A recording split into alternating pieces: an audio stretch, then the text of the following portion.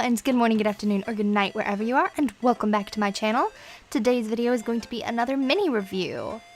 And the subject is the Hope Girl True Island Alaska Glacier Water Aqua Cleansing Foam. That's a mouthful, isn't it? This was a cleansing foam that I picked up in one of my previous Jolcy hauls to use in the winter. Now let's start off with the claims. This product claims to remove dirt, reduce simulation, and add rich moisture and nutrition for bright and clear skin.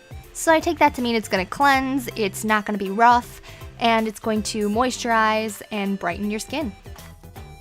I can't seem to find this product on Jolcy anymore, but I did find it on YesStyle, and it retails there for $10.79, which isn't too expensive, but it's around mid-range.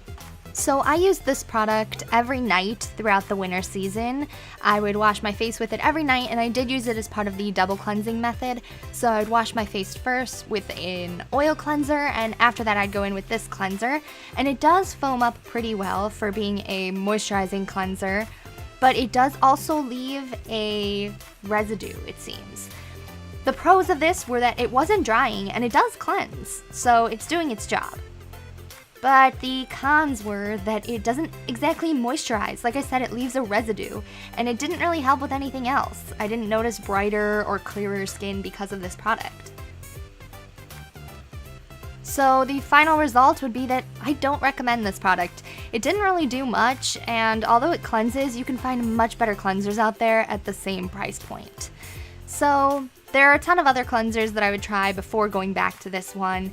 I just didn't like the feeling that it left on my face, and it didn't do enough to warrant a repurchase. Alright guys, thank you so much for watching. I really appreciate it, and I hope to see you all back here next time. Bye!